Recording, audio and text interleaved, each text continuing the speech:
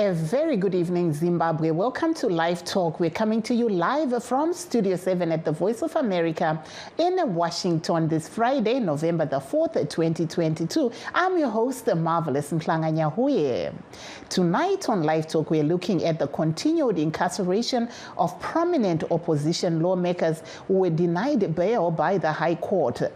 Honorable Job Sikala and Honorable Godfrey Sitole and other 12 members of the Opposition Citizens Coalition for Change have been in jail since June 14th, the day they were arrested for allegedly inciting public violence. All the accused are denying the charge. The case was conducted virtually. In its ruling, the High Court said circumstances have not changed since October when lower court denied them bail. The accused will return to court on November 15th for trial. Pro-democracy activists believe the matter is now politically, and the Zimbabwe government is now using lawfare to silence the opposition as next year's elections trudges closer. Nasi muchirongwa che-Live Talk tiri kutarisa zvabuda mudare repamusoro nhasi iro raramba kupa nhengo 14 dzeCitizens Coalition for Change mukana wekubvisa mari yechibatiso. Vanhu ava vanosanganisira nhengo dzedare reparamende vaJob Sikala navaGodfrey Sitole, avo vakasungwa muna chikumi vachipomerwa mhosva yekukurudzira mhirizhonga. Asi vasungwa avo vari kuramba mhosva yavari kupomerwa. Dare rati nyaya yavo ichatanga kutongwa musi wa15 Mbudzi.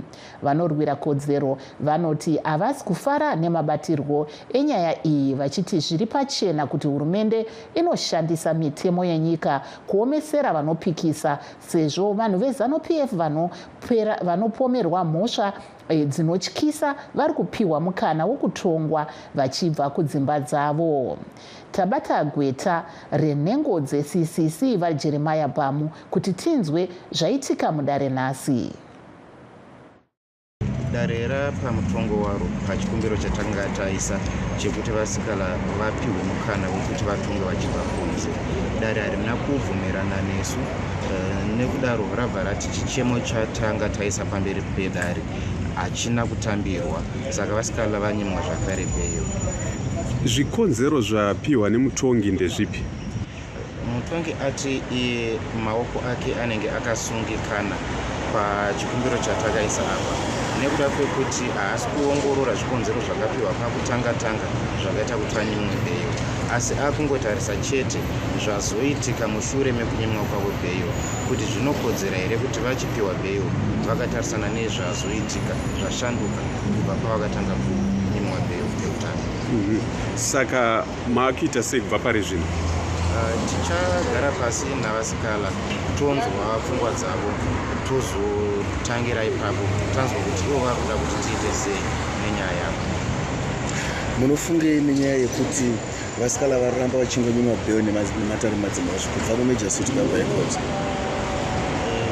Sezvatanga tingotaura kubva pakutanga, hatisi kuona mucherechedzo wekuti mutemo unoshanda nenzira kwavo. Hatisi kuona mucherechedzo wekuti vatongi vari kutonga nyaya dzavasikana vari kushandisa mutemo chaiwo pakupenengura nyaya iyi. Saka tichangoramba tichingozama semazamiro atiri kuita, kuramba tichingotaura kuti mutemo unoti zvakati.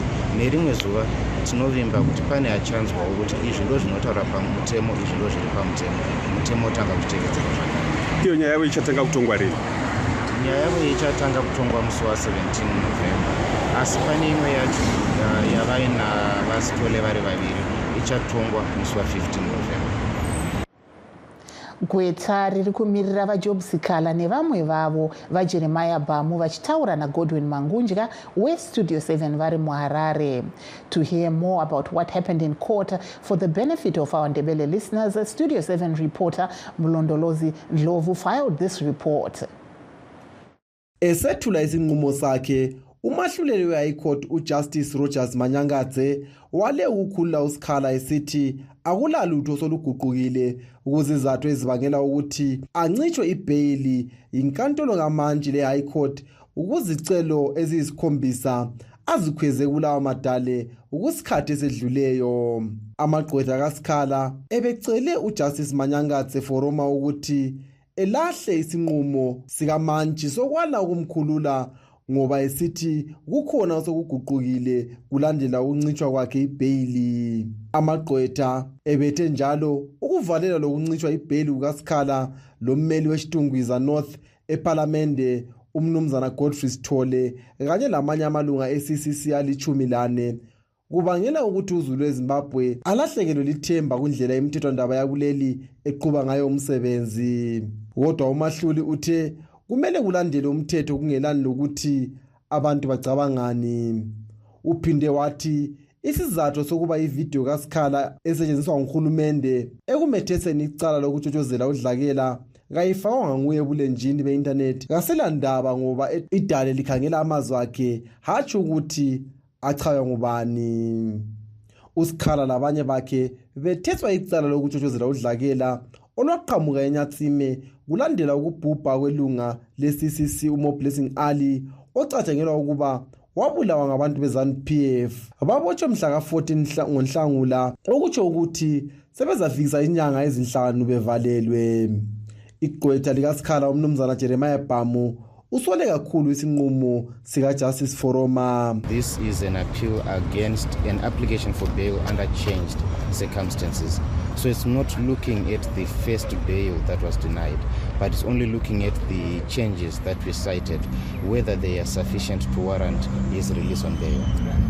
Ebesikwenza namhla besingakhangeli ukucela kwakhe ibhele kwakuqala kodwa besikhangela ngendlela esibona ngayo ukuba ibhayili yakhe ayincitshwayo wayincitshwa kule ndlela ezehlukeneyo kulalezo esizisebenzise khathesi ukutsho uBhamu. uBhamu wengeze wathi sokusobala ukuthi imithethwandaba yeZimbabwe ayisaqhubi kuhle umthetho ikakhulu kundaba eziphatha amalunga ebandla eliphikisayo ele-CCC.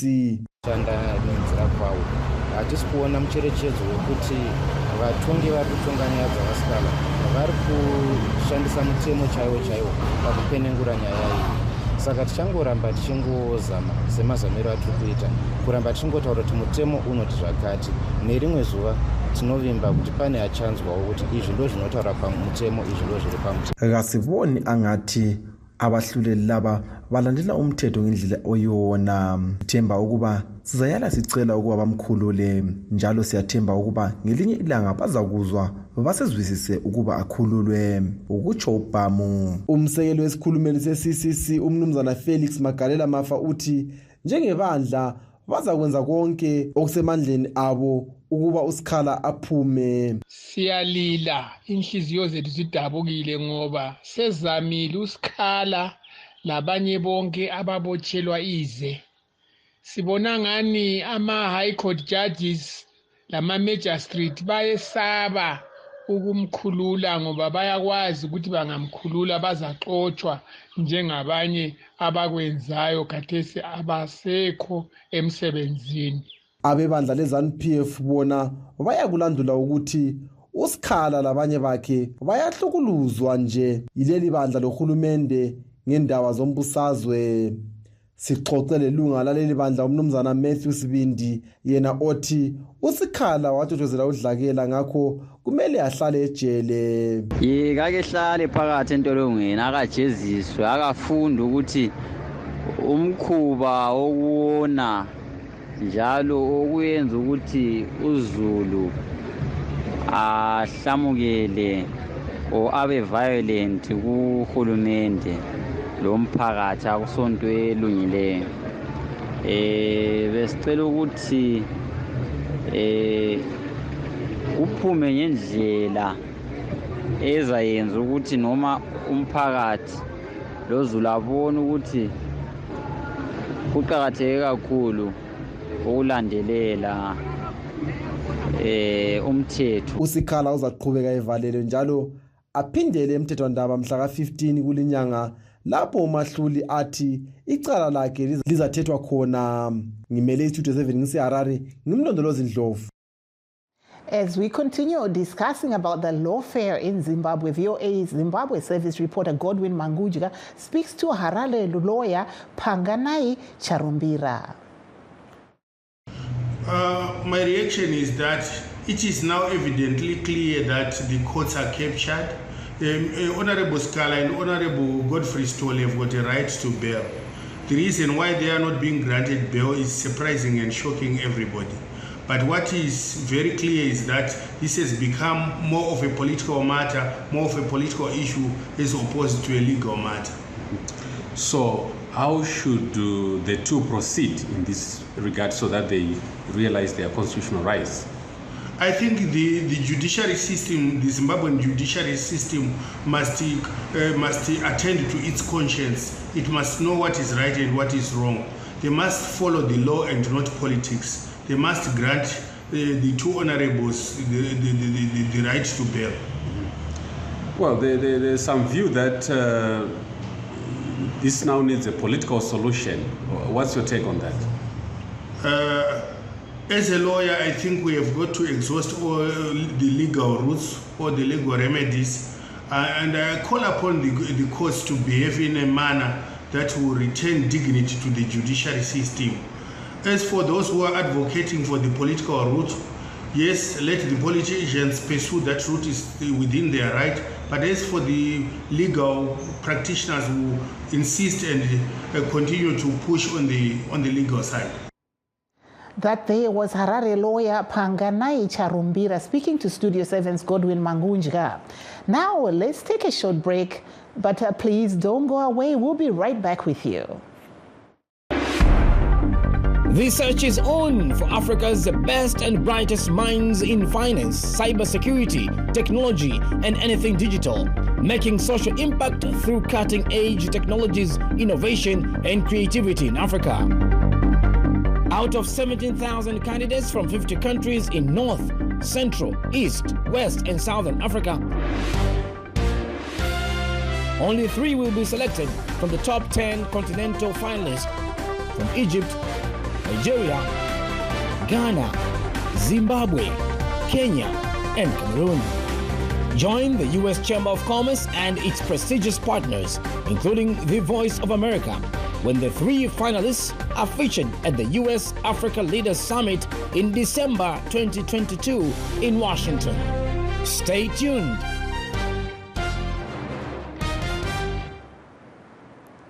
For those that have just joined us, please note that we are streaming live on all our Facebook pages, VOA Shona, VOA Studio 7, and VOA Ndebele. We're also live on YouTube, VOA Zimbabwe.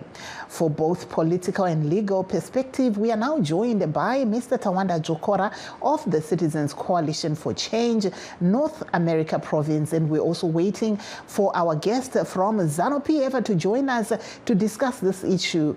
Hello, Mr. Jokora. How are you today?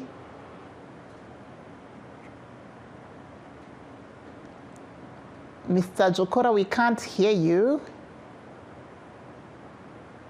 I think we're having some technical issues there. I can't hear Mr. Jokora, but we are actually trying to get hold of also our guest from ZANU-PF to come in and weigh in on the issue. Aiwa nasi tiri kuedza kuti titaure isu pamusoro penyaya yezvatiri kuona zviri kubuda kumatare uko taona nhasi vajob sikala navasitole vebato reCitizens Coalition for Change vawanikwa ivo vachinyimwa mukana wekuti vabhadhariswe mari yechibatiso kuti vatongwe vachibva kumba, asi vamwe vanoita nenyaya idzi dzezvematongerwo enyika vari kuti ivo aiwa tinomboona vamwe vanoita nyaya dzakaipa chaizvo dzakaipisisa vebato riri kutonga pari zvino veZANU-PF vachiwanikwa vachiendeswa kumatare uyezve vachiwanikwa vachipuhwa ivo mukana wekuti vatongwe vachibva kumba. Saka ndo zvimwe zvatichange tiri kuda kuzeya ipo pano. Let's go back to Mr. Tawanda Jokora. I'm hoping that our connection will be better this time. Welcome to the program.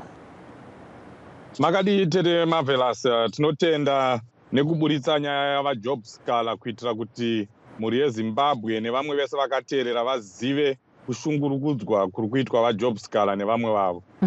Saka imi sebato reCitizens Coalition for Change muri kutambira sei zvataona zvichibuda mudare muzuva ranhasi?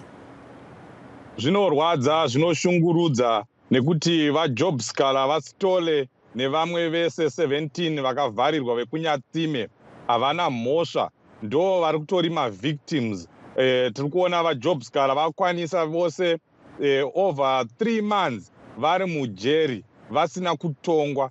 Ikodzero yavo kuti vatongwe vari kunze. Tiri kuona vamwe vese vachisungwa, ana MP wadya jena, ana Priska Mupumira nevamwe vakarerekera kuzanu PF vanosungwa vopinda mujeri vopiwa kodzero yavo yekutongwa vari kunze. Asi tiri kuona kodzero iyi haisi kupiwa vajob scholar vasitole nevamwe vese. Ndopanobva tatoona kuti zviri pachena kuti zanu PF iri kungoshungurudza, iri kushandisa makoti kuti irwise vanhu veCCC nevanhu vari kurwira shanduko muZimbabwe. Izvi zvese izvi zvinoita kuti vana veZimbabwe vaone kuti hapana chatakarwira, takarwira rusununguko, freedom. Vamwe vese, vanhu vese vari mujera vanofanira kunge vari kunze. Saka chatakarwira chii kana vanhu vasingakwanise kuita kodzero, kuwana kodzero dzavo dzekutaura, kodzero dzavo dzekuti kana vachinzi vapara mhosva vatongwe vari kunze. Yes, if we can just move forward as we wait for our ZANU-PF guests to join us. So what do you think is the way forward? Some have been saying this, they're urging for a political solution. What do you say as the CCC? What do you think is the way forward? This is essentially a ZANU-PF issue because we are seeing that they are manipulating the courts, they are influencing the courts. There is no reason to start blaming CCC or President Chamisa or anyone or any citizen that we are not doing enough for Honorable Job Scholar. The thing is, it's ZANU-PF, it's the government that is influencing the courts. They are the ones that arrested him for no reason. For the record, Job Scholar has been arrested more than 70 times.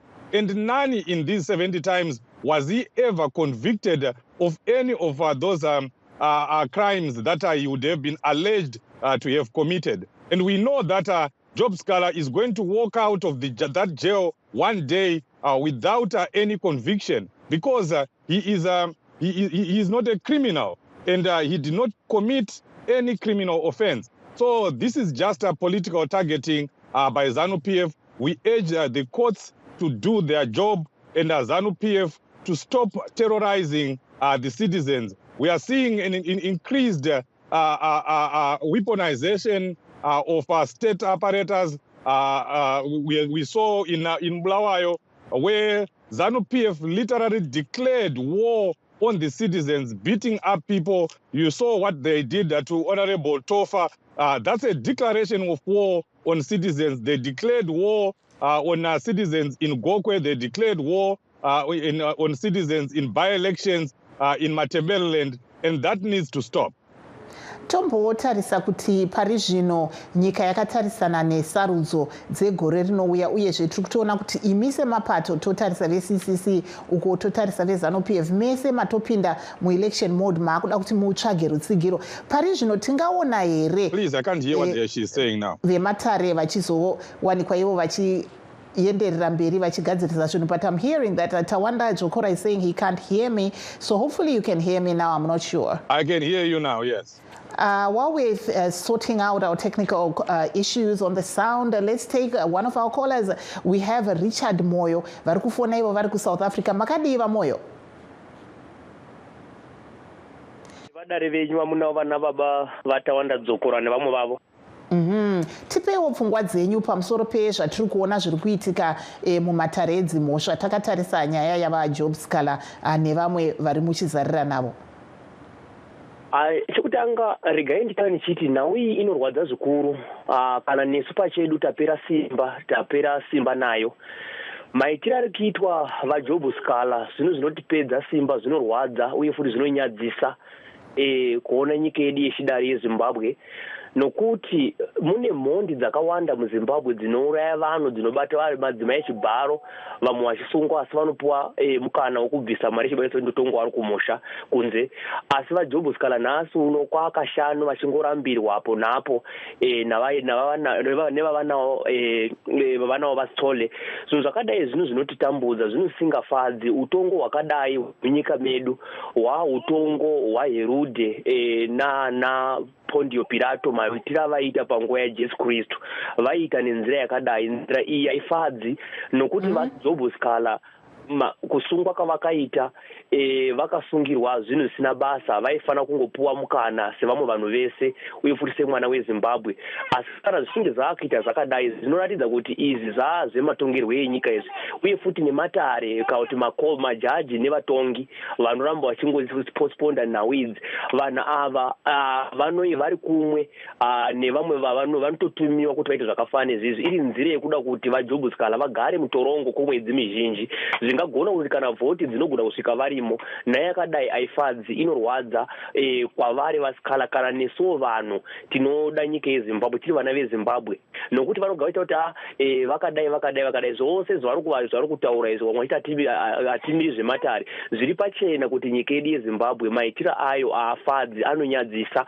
Asi chatinoda kuti kuti Mwari variko kudenga, Mwari vanoona, Mwari vanonzwa. Vanhu vakawanda vaishungurudzwa kuti vaJobhu Skala, asi nguva yaJehovha Mwari kare ichinge yasvika zvichaonekwa chete, nokuti ini pachangu nhau yakafanana iyi haindifadzi, ndirwadziwa zvikuru nezvenhau yaJobhu Skala dzimwe nguva kutadza kusadya sadza nenhau iyoyo. Saka pamira pakadai vamoyo, munofunga kuti zvii zvinofanira kuitwa?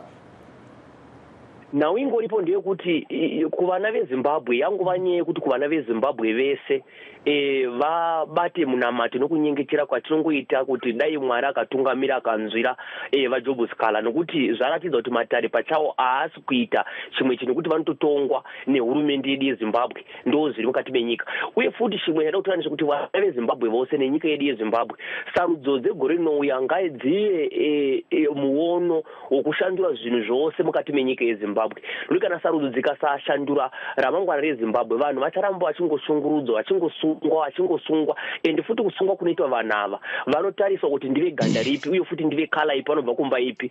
Kutariswa kune vanhu vakawanda mukati menyika yeZimbabwe vatinogara tichinzwa nevatinogara tichiona vanonga vachiita madiro ajojira chiri vakasungwa, havatoturikana mazuva maviri vanonga vabuda. Asi nhau yaJobhu Skala vakanga vachimirira hanzvadzi iya yakapondwa, munhu wese achizviona, yakakandwa ikaita zvokutemwa kunyatsime uko. But nhasi uno zvinonzi zvese zvakaitwa hazvitariswi, vaJobhu Skala vanomhosva navaSole vanomhosva. Naye yakadai hainakidzi kunyika yeZimbabwe, ingori nguva yekuti ngatinamatei nesimba tisapera tariro. VaJobhu Skala Mwari udenga vachaitira zvakanaka, kunyange naJesu Kristu vazhinji vakanga vachiti ngaurawe, iye akanga asina mhosva, asi chokwadi chakazoonekwa pakadzimanyi pasi rose. Saka ngatimirei nesimba pakuti gore rinotevera kana sarudzo dzichinge dzasvika, vanhu ngativhotei nouwandu hwedu, ndo chenji inogona kushandura nyika yeZimbabwe, nokuti vangauya vachiitira nzira dzakasiyana siyana kuti vaJobhu Skala ngavagare mutorongo nekuti vakatadza. VaJobhu Skala havana kutadza, vanofanira kuti vapuwawo mari yechibatiso sevamwe vana veZimbabwe vese vabudawo kunze, vane kodzero. Vanhu vakawanda nouraya vanhu vakawanda mukati menyika yeZimbabwe, kuvatebheri gukura hundi vakauraya over 20,000 vanhu, but vanhu iva havana kusungwa, but vaJobhu Skala havana munhu wakauraya. Aiwa, tinotenda chaizvo vaRichard Moyo muvenezva rakanaka. Ndiri kunzwa kuti mumwe munyarikani wedu vaFrank Guni vebato reZANU-PF vatitsika pachirongwa. Makadii vaGuni? Tiripo kana aiwa, tiri wadi zvedu. Tanga tiri kudawo kunzwawo, tiri kuona zviri kuitika mumatare.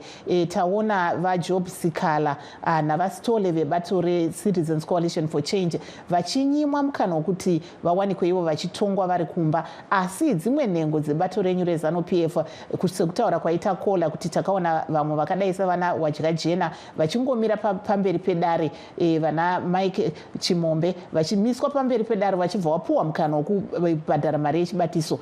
Tingati isu pane zvematongerwo enyika here zviri kupindira munyaya idzi?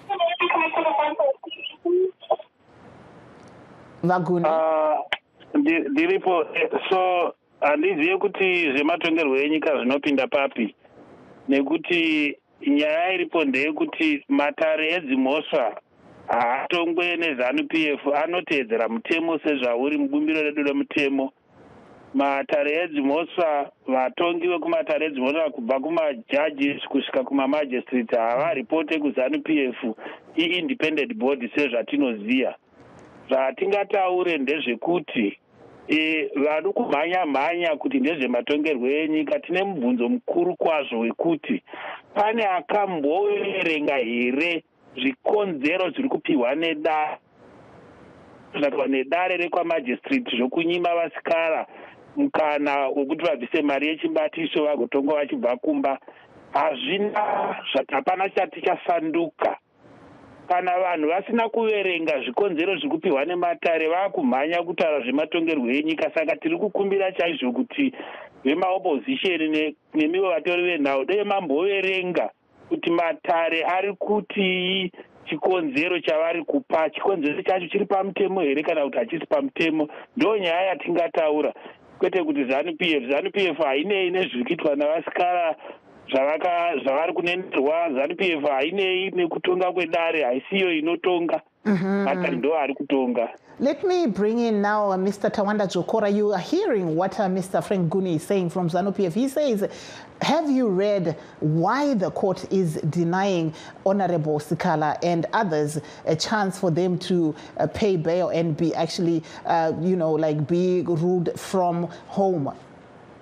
Tinoverenga zvinonyorwa mazuva ose titotarisawo zvakare vamwe vanhu vari kupara mhosva dzakafanana nedzinonzi vajob skara vakapara. Kune vanhu vakataura kuti vachamisa ngavaurayiwe. Kune vanhu vakataura kuti vanhu vetriple C vanofanirwa kutswanywa. Vanhu vese ivava hapana akaenda kujeri. Asi vajob skara vanonzi vakataura kuti vachakonzeresa mhirizhonga muchitungwiza. Zviri zvekunyepa zvakare. Asi iyoyi ndo mhosva yavagarira. Vamwe vese ava vari kunze. Totarisawo zvakare kuti kune vanhu veZANU-PF vanopara mhosva dzakatopfuura ipapo. Ana Priska Mupfumira vakaba $90 million. Mari yaikwanisa kunge ichikurudzira nyika ichishandiswa munyika medu. Vawadya jena vakaba mazimari akanyanyisa. Asi iko zvino vari kutongwa vari kunze. Saka izvozvi ndo zvinozoita kuti tione kuti vamwe vanenge vasungwa vari kupiwa kodzero dzavo, vamwe vasingapiwe kodzero dzavo. Ndoda kutaura kuna Dr. Guni kuti zviri kuitikwa kuna Honorable Job Skala izvi zvichinotoitwa chero kune vamwe vanhu veZANU. Saka tichida kutoti vanhu veZANU nema-MP acho vose tibatane tishoropodze zvinhu zvakaita seizvozvi izvi. Honai ana Jonathan Moyo vaakugara kunge muguru kunge makonzo nenyaya yekuti tenge tichikurudzira zvinhu zvisina kunaka. Ngatiregei kupembedzera zvinhu zvakashata. Tese sevana veZimbabwe tofanirwa kunge tichishhoropodza zviri kuitwa kuna vajob skala, nokuti vajob skala vakapara kamhosva kadiki-diki. Asi kune vanhu veZANU-PF kana ndokunge vakapara, kune vanhu veZANU-PF vakapara mhosva hombe asi vanongosvika vachipiwa kodzero yavo. Ikodzero yavo kuti vatongwe vari kunze. Let me give also Mr. Frank Guni, if you can just respond to what Mr. Jokora is saying. Vari kuti aiwa panofanira kuita mubatira pamwe kuti kana zvikazoitikawo kune vamwe vebato renyu reZANU-PF munogona kuzowanikwa muchiwanisawo kundisa. Taurai tinzwa. Let me be very clear. Dzimwe mhosva dzavari kutaura dzekuti vana vadye jena vakazodi, they are totally different issues. The courts look at individual allegations and they look at the merits.